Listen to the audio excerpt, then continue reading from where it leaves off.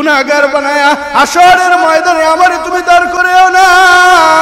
ওই জাহান্নামের শাস্তি আমি সালেবা সহ্য করতে পারবো না।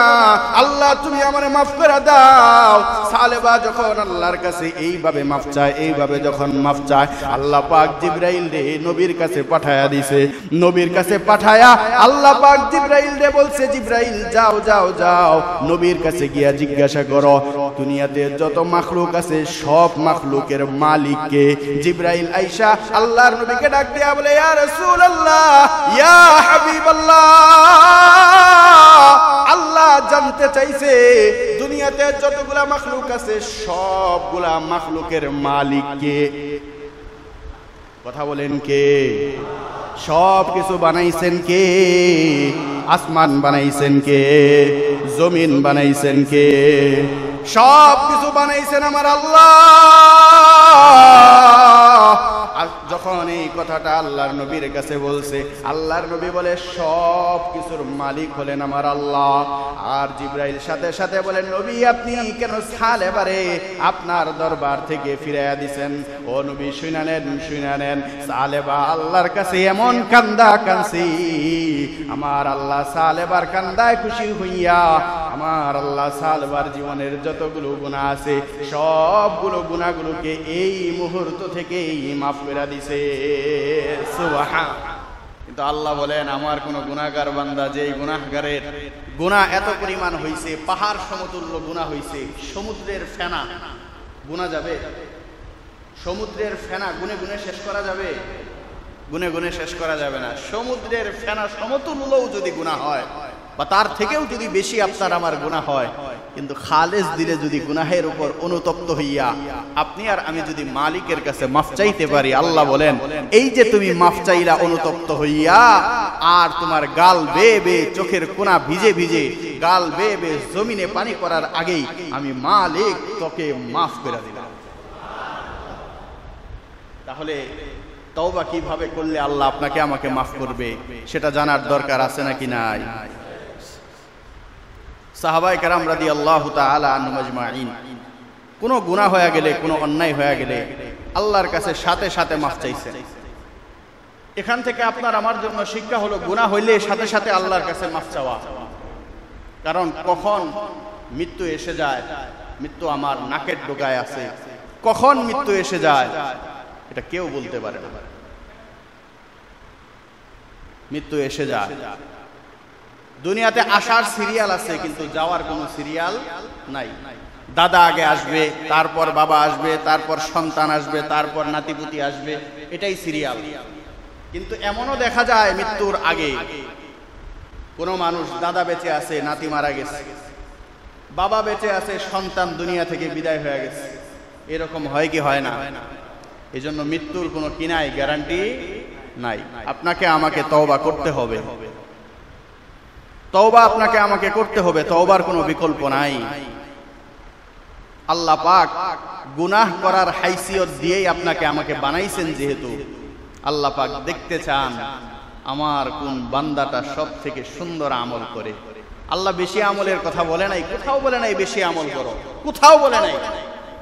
আল্লাহ চায় যে আমার বান্দা ভালো আমল করবে, ইখলাসওয়ালা আমল করবে, এটা আল্লাহ পাকের দেখার ইচ্ছা। এজন্য আপনার আমার জন্য করণীয় হলো, কোনো গুনাহ হয়ে গেলে সাথে সাথে আস্তাগফিরুল্লাহ, আস্তাগফিরুল্লাহ, আস্তাগফিরুল্লাহ, আস্তাগফিরুল্লাহ, আস্তাগফিরুল্লাহ। আল্লাহর নবী সাল্লাল্লাহু আলাইহি ওয়াসাল্লাম বলেন, কেউ যদি শুধু এতটুকু আস্তাগফিরুল্লাহ বলে, খাঁটি দিলে মনের ভিতরে গুনাহের উপর অনুতপ্ততা আছে যে আমি আর এই গুনাহ ভবিষ্যতে কোনোদিন করব না। আল্লাহ, গুনাহ করছি, তুমি রহমান, আমি তোমার গোলাম, আল্লাহ তুমি মালিক, তুমি আমারে বানাইছো। এইভাবে যদি কেউ মনের ভিতরে অনুতপ্ততা আইনা কেউ যদি গুনাহের জন্য আল্লাহর কাছে তওবা করে, এই শুধু ইস্তেগফার আস্তাগফিরুল্লাহ বলে, আল্লাহ বলেন তার পিছনের যত গুনাহ আছে সব গুনাহগুলোকে আমি আল্লাহ পাক সাথে সাথে মাফ করে দেই। এজন্যই নবী সাল্লাল্লাহু আলাইহি ওয়াসাল্লাম বলেন, আত-তাইবু মিনাজ যামবি কামাল্লা যামবালা। কেউ যদি তওবা করে খাটিয়ে দিলে আল্লাহর কাছে, তো আল্লাহ পাক তার গুনাহগুলোকে এমন ভাবে মাফ করে দেয়, কেমন যেন মনে হয় সে কোনোদিন কোনো গুনাহই করেনি। সুবহানাল্লাহ। তাহলে তওবা করার দরকার আছে নাকি নাই? এবার আসেন কিভাবে আপনি আর আমি তওবা করব। সাহাবায়ে কেরাম থেকে আপনার আমার জন্য শিক্ষা কি? আপনাদেরকে একটা ঘটনা শুনাই, আগেও শুনাইছি, তারপরেও ঘটনাটা আবার শোনানো উদ্দেশ্য হলো এখান থেকে আপনার আমার জন্য শিক্ষা, কিভাবে তওবা করতে হবে। নবীর একজন সাহাবী ছিল যার নাম হলো হযরতে সালেবাতুল আনসারী রাদিয়াল্লাহু তাআলা আনহু। কি নাম? সালেবাতুল আনসারী রাদিয়াল্লাহু তাআলা। তিনি মদিনায় বসবাস করতেন। হঠাৎ করে যুদ্ধের সময় হয়ে গেছে, তাবুকের যুদ্ধের সময়। আল্লাহর নবী সাল্লাল্লাহু আলাইহি ওয়াসাল্লাম সালেবাকে মদিনায় রেখে সমস্ত সাহাবায়ে কেরামকে নিয়ে আল্লাহর নবী যুদ্ধে চলে গেছেন। সালেবাকে বলে গেছেন, সালেবা তোমার কাছে তোমার ভাই সাঈদ ইবনে আব্দুর রহমান, আরেক বর্ণনায় আছে সাদ ইবনে আব্দুর রহমান, এই ভাইয়ের ঘরের দায়িত্ব তোমার কাছে দিয়ে গেলাম। আমরা যখন কোথাও কোনো সফরে যাই, আমার একজন ভাই আছে, আমার একজন বন্ধু আছে, তার কাছে দায়িত্ব দিয়ে যাই, ভাই আমার ঘরে কি কি বাজার সদাই লাগে, আমার সন্তান আদি আছে, তুই একটু দেখভাল করিস। কি বলেন আপনারা? করেন কি করেন না? তো আল্লাহর নবী সাল্লাল্লাহু আলাইহি ওয়াসাল্লাম সাহাবায়ে কেরামকে নিয়ে যখন যুদ্ধের ময়দানে যায়, সালেবার কাছেও সাঈদ ইবনে আব্দুর রহমানের ঘরের দায়িত্ব দেয়া গেছে। তো তুমি আমার ঘরের বাজার সদাই কি লাগে এগুলো একটু দেখে রাখবা, আমার সন্তানদেরকে একটু দেখে রাখবা। মেরে মুহতারাম ভাই ও দোস্ত বুজুর্গ, খুব মনোযোগ দিয়ে ঘটনাটা শুনবেন। সামান্য ছোট্ট একটা গুনার জন্য সালেবা কি পরিমাণ আল্লাহর কাছে কান্নাকাটি করছে। সামান্য ছোট একটা গুনাহ, যেই গুনাহটাকে আপনি আর আমি গুনাহই মনে করি না, কিন্তু সাহাবায়ে কেরাম এই গুনাহটাকে এতটাই ভয়ঙ্কর, এতটাই তাদের কাছে ভয় লাগছে, এতটাই বড় মনে হইছে, সাথে সাথে তিনি পাগলের মতো আল্লাহর কাছে কান্নাকাটি কইরা তওবা কইরা মাফ নিছেন। আল্লাহ পাক সাথে সাথে সালেবার শানে নবীর কাছে ওহী নাজিল কইরা আয়াত নাজিল কইরা আল্লাহ জানায়া দিছে, ও নবী আপনি সালেবারে জানায়া দেন সালেবার পিছনের সব গুনাহগুলোকে আমি আল্লাহ পাক মাফ করে দেব। কিভাবে তওবা করছে সালেবা? ছোট একটা গুনাহ, আপনি আর আমি যেটাকে গুনাহই মনে করি না, এইরকম একটা গুনাহ সালেবা করছে। নবীর সাহাবীরা যখন চলে গেছে যুদ্ধের ময়দানে, শয়তান, ওই যে আগেই বলছিলাম, শয়তান আপনাকে আমাকে চক্রান্ত করে ধোঁকায় ফেলায়। গুনার মধ্যে কিভাবে গুনাহ করা যায় শয়তান খালি চক্রান্ত করে। ডান দিক থেকে একবার ধোঁকা দেয়, বাম দিক থেকে ধোঁকা দেয়, পিছন থেকে ধোঁকা দেয়, সামনে থেকে ধোঁকা দেয়, কিন্তু একটা দিক আল্লাহ পাক আপনার আমার জন্য খোলা রাখছে, সেই দিকটা হলো উপরের দিক। কারণ আমার মালিক উপর থেকে আপনার আমার জন্য রহমত নাজিল করেন। ও মুসলমান ঈমানদার, আপনি আর আমি যখন কোনো গুনাহ করি আর গুনাহের উপর অনুতপ্ত হইয়া মালিকের দিকে তাকাইয়া, আসমানের দিকে তাকাইয়া শাহাদাত আঙ্গুল তুইলা আপনি আর আমি যখন মালিককে লা ইলাহা ইল্লাল্লাহর সাক্ষী দিয়া আস্তাগফিরুল্লাহ বলি, মালিক বলেন আমি মালিক আসমান থেকে তোর জন্য রহমত নাজিল করে দেই। তুই কতগুলো গুনাহ করছিস, আমি মালিক শয়তান চক্রান্ত করে তোকে জাহান্নামে নিতে চায়, আমি মালিক সাথে সাথে রহমতের চাদর দিয়া আমার গুনাহগার বান্দাটাকে আমার কুলের মধ্যে উঠায়া তাকে জান্নাতি বইলা বইলা আমি মালিক ঘোষণা দিয়া। ও মুসলমান ঈমানদার, এই জন্য একটা দিক খোলা রাখছে, শয়তান চাইলেও উপর দিক থেকে আপনাকে আমাকে কোনো ধোঁকা দিতে পারে না, বাকি চতুর্দিক থেকে আপনাকে আমাকে শয়তান ধোঁকা দেয়। যেই কথাটা বলতেছিলাম হযরতে সালেবা, শয়তান সালেবাকে ধোঁকা দিছে। ঘরের মধ্যে হযরত সাঈদ ইবনে আব্দুর রহমানের স্ত্রী, যুবতী স্ত্রী ছিল, খুব রূপবতী সুন্দরী একজন স্ত্রী ছিল। সালেবারে শয়তান ধোঁকা দিছে যে ঘরের মধ্যে এখন আর কেউ নাই, সবাই তো যুদ্ধের ময়দানে চলে গেছে, তুমি যাও, তোমার বন্ধু তোমার ভাইয়ের স্ত্রীটা খুব সুন্দর, তুমি তাকে গিয়ে একটু ধরো। এরকম ধোঁকা আপনাকে আমাকে শয়তান দেয় কি দেয় না? কথা বলেন না যে দেয় কি দেয় না? আর একটু আসতে বলেন, দেয় কি দেয় না? দেয়। যাদেরকে দেয় না এদের রোগ আছে, ডাক্তার দেখানো দরকার। যাদেরকে দেয় না, যারা কথা বলে না, এদেরকে দেয় না, তার মানে এদের রোগ আছে, ডাক্তার দেখানো দরকার। বাকিটুকু ভাঙে আর বললাম না। মুসলমান ঈমানদার, সালেবারে শয়তান এবার ঢোকা দিছে। সালেবা সাথে সাথে ঘরে ঢুকছে, পর্দাটা সরাইয়া হযরত সাঈদ ইবনে আব্দুর রহমানের স্ত্রীর হাতের মধ্যে শুধু ধরছে। সাহাবীর স্ত্রী তো আপনার আমার স্ত্রীর মতো স্ত্রী না, পরহেজগার তাকওয়াওয়ালা স্ত্রী তারা। সালেবাতুল আনসারী রাদিয়াল্লাহু তাআলা আনহু সাঈদ ইবনে আব্দুর রহমানের স্ত্রীর দিকে যখন পর্দাটা সরায়া সাঈদ ইবনে আব্দুর রহমানের স্ত্রীর হাতের দিকে শুধু হাতটা একটু একবার ধরছে, ধরার সাথে সাথে সাঈদ ইবনে আব্দুর রহমানের স্ত্রী ডাক দিয়া কয়, সালেবা রে, এই সালেবা, তুই কেমন তোর ভাইয়ের আমানত? তোর ভাই তোর কাছে আমাকে আমানত রাইখা গেছে, তুই তো আমানতের খেয়ানত করলি রে সালেবা। এই চেহারা নিয়ে নবীর সামনে কেমনে দাঁড়াইবি? ও মুসলমান ঈমানদার, হযরত সাঈদ ইবনে আব্দুর রহমানের স্ত্রী ডাক দিয়া বলে, সালেবা, এই দুনিয়াতে কেউ যদি না দেখে, একজন দেখে, তিনি কে? আরেকটা আওয়াজ করে বলেন, কে? হযরত সাঈদ ইবনে আব্দুর রহমানের স্ত্রী ডাক দিয়া বলে, সালেবা রে, তুই আমার হাতটা ধরলি, এটা হলো হাতের জিনা। কোনো বেগানা নারীকে কেউ যদি হাত দ্বারা স্পর্শ করি তাহলে এটা হলো হাতের জিনা। সামান্য ছোট একটা গুনাহ, এত বড় কোনো গুনাহ না। মুসলমান ঈমানদার এই কথাটা বলার সাথে সাথে সালেবার অন্তরের মধ্যে আল্লাহর ভয় ঢুকে গেছে। সালেবার সাথে সাথে সাঈদ ইবনে আব্দুর রহমানের স্ত্রীর হাতটা ছাইরা দিছে। ছাইরা দেওয়ার পরে সালেবা পাগলের মতো মদিনায় দৌড়ায়। হযরতে সালেবাতুল আনসারী রাদিয়াল্লাহু তাআলা পাগলের মতো মদিনায় দৌড়াইতে দৌড়াইতে পাহাড়ের চূড়ায় উঠে গেছে। সালেবা পাহাড়ের চূড়ায় উঠা আল্লাহর কাছে তওবা করে আল্লাহর কাছে বলে, আল্লাহ, আমি সালেবা এমন একটা গুনাহ করে ফেলাইছি, আল্লাহ, তুমি যদি আমারে দুনিয়াতে গুনাহগার বইলা ঘোষণা দাও, এই মুহূর্তে যদি আজরাইল আইসা আমার জানটা কবজ করে নিয়ে যায়, আল্লাহ, হাসরের ময়দানে আমাকে গুনাহগার বইলা দাঁড় করানো হবে। হাসরের ময়দানে এই চেহারা আমি নবীর সামনে কেমনে দাঁড় করাবো? হাসরের ময়দানে এই চেহারাটা আমি তোমার সামনে কেমনে দাঁড় করাবো? আল্লাহ, আমি না তোমার গোলাম, আমি সালেবারে তুমি মাফ করে দাও, আমি সালেবারে তুমি মাফ করে দাও।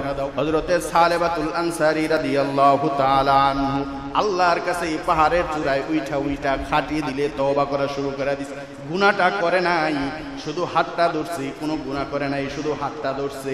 এই হাত ধরার কারণে সালেবাতুল আনসারীর মনের ভিতরে আল্লাহর ভয়, সালেবাতুল অন্তরের মধ্যে আল্লাহর ভয় এমন ভাবে এসে গেছে। সালেবাতুল আনসারী পাহাড়ের চূড়ায় উঠা আল্লাহর কাছে খাটিয়ে দিলে তওবা করে, রে মুসলমান ঈমানদার, এরে বাবা, তুমি আর আমি দুনিয়াতে কতগুলো গুনাহ করলাম, তুমি আর আমি দুনিয়াতে গুনাহ করতে করতে অন্তরটাকে কালো বানায়া ফেলাইলাম, তুমি আর আমি গুনাহ করতে করতে আল্লাহ থেকে বিমুখ হয়ে গেলাম। আমার মালিক আল্লাহ ডাক দিয়া কয়, গোলাম, আমি আল্লাহ তোরে এত মায়া করে বানাইছি, আমি আল্লাহ তোরে এত মোহাব্বত করে বানাইছি। ও মুসলমান ঈমানদার, আল্লাহ আপনারে আমারে খুব মোহাব্বত করে বানাইছে, আল্লাহ আপনারে আমারে খুব মায়া করে বানাইছে, আল্লাহ আপনারে আমারে কত মোহাব্বত করে বানাইছে। আল্লাহ বলেন, আমি আল্লাহ তোরে আমার নিজ কুদরতি হাত দ্বারা বানাইছি রে বান্দা। এ বান্দা, তুই গুনাহ হয়ে গেলে আমি মালিক থেকে আলাদা কেন হয়ে যাও? আল্লাহ বলেন, বান্দা, এ গোলাম, গুনাহ হওয়ার পরে একজন অপরাধী সন্তান দুনিয়াতে অন্যায় করার পরে 5 বছর পরে 10 বছর পরে যদি মার কাছে ফিরে এসে মারে যদি একবার মা বলে ডাক দেয়, ওই মা সন্তানের সব অন্যায়গুলা ভুইলা সন্তানটাকে বুকের মধ্যে জড়ায় নেয়। আমার মালিক আল্লাহ বলে, বান্দা গোলাম, তুমিও যদি অন্যায় করার পরে, এ গোলাম, আমার কোনো হারানো অপরাধী গোলাম হারায়া গেছে, আমি মালিকের সাথে তার কোনো সম্পর্ক নাই, আমি আল্লাহর সাথে তার কোনো সম্পর্ক নাই। এ গোলাম এমন কোন অপরাধী গোলাম, সে যখন রাতের গভীরে 2 ফোঁটা চোখের পানি ফলায়া আমি মালিকের কাছে একবার খাটি দিলে তওবা করতে পারে, আমি মালিক ঘোষণা দিয়া দিলাম তওবা করতে দেরি রে, আমি মালিক তার তামাম জীবনের গুনাহগুলোকে মাফ করতে দেরি করি না।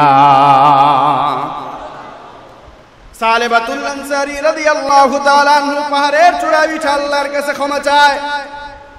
কিছুদিন পরে যখন যুদ্ধ শেষ হয়ে যায়, সাঈদ ইবনে আব্দুর রহমান রাদিয়াল্লাহু তাআলা তার স্ত্রীর কাছে আয়েশা বলে, আমার বন্ধু কই, আমার ভাই সালেবা কই? সাঈদ ইবনে আব্দুর রহমানের স্ত্রী ডাক দিয়া বলে, তোমার ভাই তো আমানতের খেয়ানত করছে, খুব বড় একটা গুনাহ করে ফেলাইছে। সাঈদ ইবনে আব্দুর রহমান ডাক দিয়া বলে, কই আমার ভাই কই, বলো আমার ভাইটা কোথায় গেছে? বলে, জানি না, তুমি একটু খুঁজা দেখো তোমার ভাই কোথায় গেছে। সাঈদ ইবনে আব্দুর রহমান পুরা মদিনার ভিতরে খোঁজা শুরু করে দেয়। সাঈদ ইবনে আব্দুর রহমান খুঁজতে খুঁজতে পাহাড়ের চূড়ায় যখন চলে গেছে, ওইখানে গিয়া দেখি সালেবাতুল আনসারী আল্লাহর কাছে কান্নাকাটি করে। সাঈদ ইবনে আব্দুর রহমান ওই সালেবারে ডাক দিয়া কয়, সালেবারে চল চল চল মদিনায় যায়, আল্লাহর কাছে তওবা কর, আল্লাহ তোরে মাফ করে দিবে। সালেবা ডাক দিয়া করে, না না না, এই চেহারা মদিনার কোন মানুষরে আর কোনদিন দেখাবো না, এই গুনাহগারের চেহারাটা আমার নবীর সামনে আর দাঁড় করাবো না। আজকে যদি নবীর সামনে আমি যাই, নবী যদি আমারে তার দরবার থেকে ফিরিয়ে দেয়, তাহলে আমি কই যাব? ভাই, আমি আমার চেহারাটা মদিনার জমিনে আর দেখাইতে চাই না। বলে, পাগলামি করিস না, চল চল চল মদিনায় চল, আল্লাহর নবীর দরবারে গেলে আল্লাহর নবী কোনো একটা ব্যবস্থা করে দিবে। সালেবাতুল আনসারী বলে, তাহলে ঠিক আছে চলো, আমি মদিনায় যাব, তবে একটা আমার কথা। বলে, শর্ত আছে। বলে, কি শর্ত? বলে, অপরাধীদের হাত যেইভাবে বাঁধে, আমার হাত 2টা ঘাড়ের সাথে বাঁধা আমাকে মাজার ভিতরে রশি লাগাইয়া আমি সালেবারে টানতে টানতে মদিনায় নিয়ে যাবা। সাঈদ ইবনে আব্দুর রহমান রাদিয়াল্লাহু তাআলা আনহু সালেবার কথা অনুযায়ী তারা হাত 2টা ঘাড়ের সাথে বাঁধছে, ঘাড়ের সাথে বাঁধা মাজার ভিতরে কোমরের ভিতরে রশি লাগাইয়া গরুর মতো টানতে টানতে সালেবারে মদিনার দিকে নিয়ে যায়। মদিনায় যখন নিয়ে যায়, সালেবা ডাক দিয়া কয়, সাঈদ, ও আল্লাহর নবীর সাহাবী, আমারে তুমি আগেই আমার ঘরে নিয়ে যাও না, আমি যেহেতু একটা অপরাধ করে ফেলাইছি, আমি যেহেতু একটা গুনাহ করে ফেলাইছি, আল্লাহর সামনে গুনাহ নিয়ে আমি দাঁড়াবো এটা আমি চাই না, আল্লাহর সামনে আমি গুনাহ নিয়ে দাঁড়াবো এটা আমি চাই না।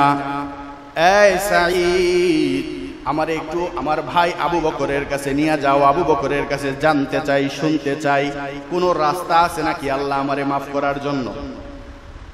সাঈদ ইবনে আব্দুর রহমান সালেবারে নিয়া হযরতে আবু বকরের দরবারে গেছে।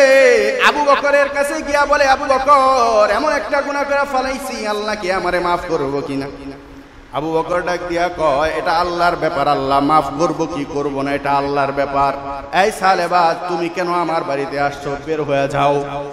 সালেবা বলে, এই সাঈদ, ও ভাই, তুমি আমাকে একটু উমরের দরবারে নিয়ে যাও, উমরের কাছে জিজ্ঞাসা করতে চাই।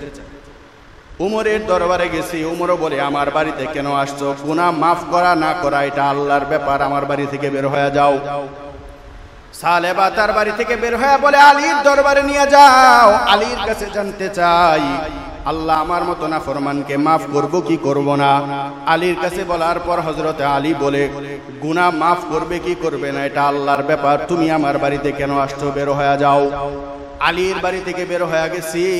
বের হইয়া এবার সাঈদ রে ডাক দিয়া বলে, সাঈদ, আবু বকর আমারে বিদায় করতে পারে, ওমর আমারে বিদায় করতে পারে, আলী আমাকে বিদায় করতে পারে, আমার কেন জানি মনে হয় রাহমাতুল লিল আলামিন আপনার আমার নবী, আরে আল্লাহ যারে রাহমাতুল লিল আলামিন বলে দুনিয়াতে পাঠাইছে, ওই নবীর কাছে যদি যাই, ওই নবীর দরবারে যদি যাই, তাহলে নবী আমারে তার বাড়ি থেকে ফেরত দিবে না।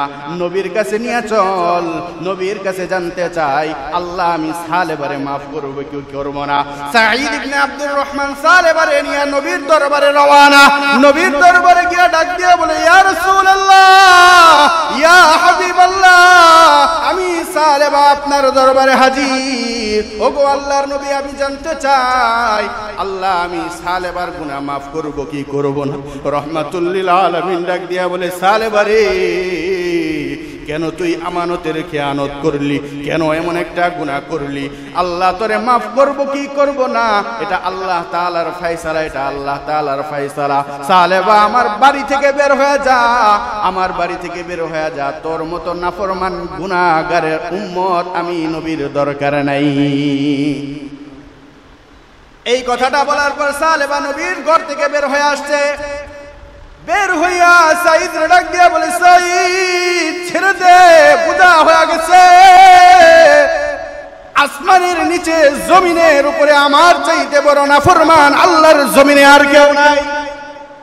ও সাইদ, আমার ছেড়ে যাও, আমি এই চেহারা মদিনার জমিনে আর কোনোদিন দেখাবো না। আবু বকর বিদায় করে দিছে, উমর বিদায় করে দিছে, আলী বিদায় করে দিছে। ঘুরা ঘুরা রহমাতুল লিল আলামিনের দরবারে গেলাম, নবীও আমারে বিদায় করে দিছে। এতক্ষণ পর্যন্ত হযরতে সালেবার একটা ছোট্ট মেয়ে, যার নাম হলো হযরতে খানসানা রাদিয়াল্লাহু তাআলা আনহা, তিনিও সাথে সাথে ঘুরা ঘুরা দেখছে। খানসানা বলে, আব্বা, আবু বকরের দরবারে গেলাম, উমরের দরবারে গেলাম, আলীর দরবারে গেলাম, রহমাতুল লিল আলামিনের দরবারে গেলাম, কেউ তোমার প্রতি খুশি না গো আব্বা, সবাই তোমারে বের করে দিছে। আব্বা, আমি খানসানাও তোমারে জানায়া দিলাম, আমার মতো মেয়ের ঘরে তোমার মতো আব্বার জায়গা নাই। সালেবাতুল আনসারী রাদিয়াল্লাহু তাআলা আনহু রশিটা ছাইরা দিয়া পাগলের মতো দৌড়ায়। দৌড়াইতে দৌড়াইতে পাহাড়ের চূড়ায় উঠা সালেবাতুল আনসারী আল্লাহর কাছে এমন কান্দা কান্দে, আল্লাহর কাছে ডাক দিয়া বলে, মালিক তাকে দেখ, মদিনার জমিনে সব মানুষগুলো আরামের ঘুম ঘুমায়া গেছে। ও আল্লাহ, কেউ তার সন্তানটাকে, মা তার সন্তানটাকে বুকের মধ্যে জড়ায়া কত আরামের ঘুম ঘুমায়, মদিনার পশু পাখিগুলা ঘুমায়, মদিনার বাবারা ঘুমায়া গেলেও কত স্বামী তার স্ত্রীকে নিয়ে আরামের ঘুম ঘুমায়। আল্লাহ, আমি সালেবার দিকে তাকায় দেখ। আবু বকরের দরবারে গেলাম, ফিরে দিল। উমরের দরবারে গেলাম, ফিরে দিল। আলীর দরবারে গেলাম, আমারে ফিরে দিল। আল্লাহ, দুনিয়ার সব মানুষ ঘুমায়, রাতের বেলা তোমার এক গুনাহগার সালেবা তোমার কুদরতি কদমে সেজদা দেয়। আল্লাহ, তুমি আমারে মাফ করে দাও, গুনাহগার বানায়া হাসরের ময়দানে আমারে তুমি দাঁড় করেও না। ওই জাহান্নামের শাস্তি আমি সালেবা সহ্য করতে পারবো না। আল্লাহ, তুমি আমারে মাফ করে দাও। সালেবা যখন আল্লাহর কাছে এইভাবে মাফ চায়, এইভাবে যখন মাফ চায়, আল্লাহ পাক জিবরাইল রে নবীর কাছে পাঠায়া দিছে। নবীর কাছে পাঠায়া আল্লাহ পাক জিবরাইল রে বলছে, জিবরাইল যাও যাও যাও, নবীর কাছে গিয়া জিজ্ঞাসা করো দুনিয়াতে যত মাখলুক আছে সব মাখলুকের মালিক কে। জিবরাইল আয়েশা আল্লাহর নবীকে ডাক দিয়া বলে, ইয়া রাসূলুল্লাহ, ইয়া হাবিবাল্লাহ, আল্লাহ জানতে চাইছে দুনিয়াতে যতগুলা মাখলুক আছে সবগুলা মাখলুকের মালিক কে? কথা বলেন কে? সব কিছু বানাইছেন কে? আসমান বানাইছেন কে? জমিন বানাইছেন কে? সব কিছু বানাইছেন আমার আল্লাহ।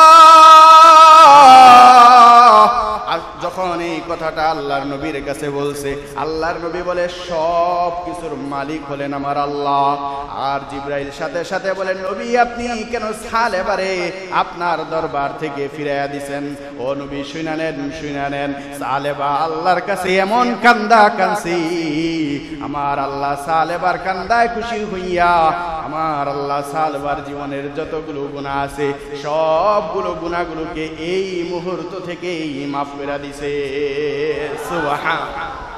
সালেবা রাদিয়াল্লাহু তাআলা আনহুকে এবার নবী ডাক দিয়া বলে, এই আবু বকর যাও সালেবারে খুঁজে আনো। আবু বকর সালেবারে খোঁজার জন্য যায়। উমর বলে, নবী আমারে পাঠান, আমিও যাব। হযরতে আলীও গেছেন। সালমান ফারসি বৃদ্ধ সাহাবী, তিনিও সাথে সাথে গেছেন। 4 জন সাহাবী যাইয়া পাহাড়ের দিকে যখন দেখেন কিছু কৃষক মানুষ আছে, তাদেরকে জিজ্ঞাসা করেন, বলে এমন কোন মানুষকে তোমরা দেখছনি যে রাতে আল্লাহর ভয়ে নিজের গুনাহের উপর অনুতপ্ত হইয়া আল্লাহর কাছে মাফ চায়? বলে এমন একজন মানুষ আছে, রাতের বেলা দেখা যায় না, পাহাড়ের চূড়ায় উঠা আল্লাহর কাছে কান্নাকাটি করে। আবু বকর ডাক দিয়া বলে, তাহলে এটা সালেবা ছাড়া আর কেউ না, চল চল চল সালেবার কাছে যাই। রাতের গভীরে হযরতে সালেবার কাছে যায়, সালেবার কাছে যায়, দেখে সালেবা রাতের বেলা আল্লাহর কাছে এমন ভাবে কান্নাকাটি করে, আল্লাহর কাছে এমন ভাবে কান্নাকাটি করে। হযরতে ওমর সালেবারে ডাক দিয়া কয়, সালেবা চল চল চল, আল্লাহ তোর জন্য ওহী নাজিল করে নবীরে জানায়া দিছে, আল্লাহ তোর तमाम জীবনের গুনাহগুলোকে maaf কইরা দিছে। সালেবা চল চল চল মদিনায় চল, আল্লাহর নবী তোরে মদিনায় নিয়ে যাওয়ার জন্য বলছে। পাঁচজন সাহাবী চলতে চলতে মদিনায় রওনা। মদিনায় যখন যায় এমন সময় মদিনার মসজিদে আল্লাহর নবী ফজরের নামাজের ইমামতির জন্য দাঁড়াইছে। ইমামতির জন্য দাঁড়াইয়া আল্লাহর নবী নামাজের মুসল্লায় যখন দাঁড়ায় গেছে, এই পাঁচজন সাহাবী বলে, আমরা সামনের কাতারে জায়গা পাই নাই, পিছনের কাতারে দাঁড়াইছি। আল্লাহর নবী নামাজের ভিতরে তেলাওয়াত শুরু করে দেয়, আল্লাহকুমুত তাকাসুর আল্লাহকুমুত তাকাসুর আল্লাহকুমুত তাকাসুর হাত্তা যুরতুমুল মাকাবির হাত্তা যুরতুমুল মাকাবির। দুনিয়ার হায়, দুনিয়ার প্রাচুর্য তোমাদেরকে ঘাস করে নিছে, হায় দুনিয়ার প্রাচুর্য তোমাকে ঘাস করে নিছে। আল্লাহকুমুত তাকাসুর যখন আল্লাহর নবী নামাজের মধ্যে তেলাওয়াত করে, আল্লাহকুমুত তাকাসুর, এই তেলাওয়াত করার সাথে সাথে এটার অর্থ হলো, হায় দুনিয়ার প্রাচুর্য তোমাদেরকে ঘাস করে নিছে, ধইরা নিছে, দুনিয়ার জন্য তুমি পাগল হয়ে গেছো, দুনিয়ার জন্য তুমি পাগল হয়ে গেছো। সাহাবায়ে কেরামের ঈমানটা ছিল বড় শক্ত ঈমান। সালেবাতুল আনসারী আল্লাহর নবী যখন আল্লাহকুমুত তাকাসুর বলছে, এমন জোরে একটা চিল্লানি দিছে, সাহাবায়ে কেরাম বর্ণনা করে সালেবার চিল্লানি শুইনা মদিনা মসজিদে নববীটা থরথর করে কাঁপা শুরু হয়ে গেছে। নবী আবার নামাজের মধ্যে বলে, হাত্তা যুরতুমুল মাকাবির, হায় দুনিয়ার এই প্রাচুর্য তোমার সাথে কবরে যাবে না। কবরটা এমন ভয়ঙ্কর জায়গা, কবরটা মাটির জায়গা, পোকামাকড়ের জায়গা, হায় হায় হায়, ওই কবরে যদি আপনি আর আমি গুনাহ নিয়ে যাই, আপনার আমার ঠিকানা হবে জাহান্নাম। ও মুসলমান ঈমানদার, আল্লাহর নবীর সাহাবী হযরতে সালেবা যখন আবার আল্লাহর নবী যখন বলে, হাত্তা যুরতুমুল মাকাবির, এমন জোরে একটা চিল্লানি মারছে, দ্বিতীয়বার চিল্লানি মাইরা সালেবাতুল আনসারী জমিনের মধ্যে গড়াগড়ি করতে করতে পড়ে যায়। আল্লাহর নবী নামাজ শেষ কইরা হযরতে সালমান ফারসিকে ডাক দিয়া বলে, সালমান আয় আয় আয়, আমার সালেবারে একটু টেক করে দেখ, আমার সালেবা কি ঠিক আছে কিনা, আমার সালেবার মাথার মধ্যে পানি দিয়া দে। লম্বা চূড়া ঘটনা রে বাবা। হযরতে সালমান ফারসি বডিটা চেক করে দেখে হযরতে সালেবাতুল আনসারী আল্লাহর জমিনে আর নাই। নবীর সাথে আর দেখা করার সুযোগ আল্লাহ পাক দেন নাই। সালেবাতুল আনসারী মুহূর্তেই তিনি মৃত্যুবরণ করছেন। আল্লাহর নবী এমন কান্নাকাটি করলেন, সাহাবায়ে কেরাম বর্ণনা করেন যে সালেবাতুল আনসারীর মৃত্যুতে আল্লাহর নবী এতটাই ব্যথিত হইছেন, এতটাই ব্যথিত হইছেন যে সালেবাতুল আনসারী যখন মারা যায়, মারা যাওয়ার পর আল্লাহর নবী কাঁদতে কাঁদতে নিজের দাড়ি মোবারক ভিজায়া ফেলাইছিলেন। তার মেয়ে যে খানসানা বলছিল, বাবা তোমার মতো বাবা আমার দরকার নাই, আমার ঘরে তোমার জায়গা নাই, কারণ রাহমাতুল লিল আলামিন তোমার উপর নারাজ, আবু বকর তোমার উপর নারাজ, উমর তোমার উপর নারাজ, আলী তোমার উপর নারাজ, আল্লাহ তোমার উপর নারাজ, তোমার মতো গুনাহগার বাবা আমার দরকার নাই। মেয়ে তার বাবাকে ঘর থেকে বের করে দিছিল। আর খানসানা তখন এমন কান্নাকাটি করা শুরু করলো যে, আব্বা তুমি তো রাহমাতুল লিল আলামিনকে খুশি করে ফলাইছো, আবু বকর খুশি করে ফলাইছো, আহকামুল হাকিমিন মালিক আল্লাহরে তুমি খুশি করে ফলাইছো, কিন্তু আমি খানসানা বাবা হারায়া ফলাইলাম। আমি আর বাবা কারে ডাক দিব, কারে আর বাবা বলে ডাক দিব? আজকে দুনিয়াতে আমি আর কাউরে বাবা বলে ডাক দিতে পারবো না। আল্লাহর রাসূল খানসানারে বলছিল, খানসানা আজকে থেকে আমি নবী তোর বাবা হয়ে গেল। নবী যদি কার বাবা হয়ে যায় তার কোনো টেনশন আছে? কথা বলেন, টেনশন আছে? সালেবাতুল আনসারী রাদিয়াল্লাহু তাআলা আনহু মৃত্যুবরণ করার পরে নবী এতটাই ব্যথিত হয়েছিলেন, কান্নাকাটি করছেন। কান্নাকাটি করার পরে নবীজি আল্লাহ তাআলার কাছে সালেবা এমন ভাবে মাফ চাইছেন। ও মুসলমান, যেই জিনিসটা বুঝাইতে চাইলাম, গুনাহ হওয়ার পরে গুনাহের উপর লজ্জিত হইয়া, অনুতপ্ত হইয়া আপনি আর আমিও যদি মালিকের কাছে মাফ চাইতে পারি, সালেবার মতো আপনি আর আমিও যদি আল্লাহর কাছে মাফ চাইতে পারি, ওই আল্লাহ আপনাকে আমাকে মাফ করতে পারে কি পারে না? কথা বলেন পারে কি পারে না? যদি পারে মুসলমান ইমানদার ওই সালেবাতুল আনসারীর উপর আল্লাহ কেমন খুশি হয়ে গেছে যে সালেবাতুল আনসারীকে নবীজি গোসল করাইছেন, কাফন দাফন করাইছেন। এরপরে নবীজি যখন নিজে জানাজার ইমামতি করেন, ইমামতি শেষ কইরা যখন কবরে লাশ নিয়ে যায়, আল্লাহর নবী বুড়া আঙ্গুলের উপর হাত পুরা পা জমিনের মধ্যে বিছায় না, শুধু বুড়া আঙ্গুলের উপর ভর দিয়া দিয়া দিয়া দিয়া সামনের দিকে আগায়। সাহাবায়ে কেরাম জিজ্ঞাসা করলেন, ইয়া রাসূলুল্লাহ, আপনি কেন বুড়া আঙ্গুলের উপর ভর দিয়ে হাঁটেন, পুরা পা কেন জমিনের মধ্যে ফালান না? আল্লাহর নবী বলেন, সালেবা আল্লাহর কাছে এমন ভাবে তওবা করছে, এমন ভাবে আল্লাহর কাছে মাফ চাইছে, আর সালেবার তওবাটা আল্লাহ এতটাই আল্লাহর কাছে প্রিয় হয়ে গেছে যে সালেবার জানাজায় আল্লাহ পাক আসমান থেকে এত পরিমাণে ফেরেশতা নাজিল করছে, আমি নবী জমিনের মধ্যে পুরা পা ফালায় হাঁটবো এতটুকু জায়গা জমিনের মধ্যে নাই। ও মুসলমান ইমানদার, এবার বুঝে থাকলে বলুন, বাবা তোমার পা দুইটা আগায় দাও। আল্লাহ বারবার ডেকে বলে, ইয়া আইয়ুহাল ইনসান মা গাররাকা বিরাব্বিকাল কারীম আল্লাযী খালাকাকা ফাসাওয়াকা ফাআদালাক ফি আইয়ি সূরাতিন মা শাআ রাক্কাবাক। ও মুসলমান ইমানদার, দুনিয়া করতে করতে তো আপনার আমার হায়াতটা শেষ হয়ে গেল। এই মুহূর্তে যদি আপনার আমার মৃত্যু এসে যায়, তাহলে কি উপায় হবে? আল্লাহর সামনে কেমনে দাঁড়াবো? আল্লাহর সামনে কি নিয়ে দাঁড়াবো? তাই আসুন, এখনো সময় আছে। ও মুসলমান ইমানদার, খাঁটি দিলে নিজের গুনাহের উপর লজ্জিত হইয়া আল্লাহর কাছে তওবা করার দরকার আছে নাকি নাই? হাত দুইটা দেখায়া দেন, আছে নাকি নাই?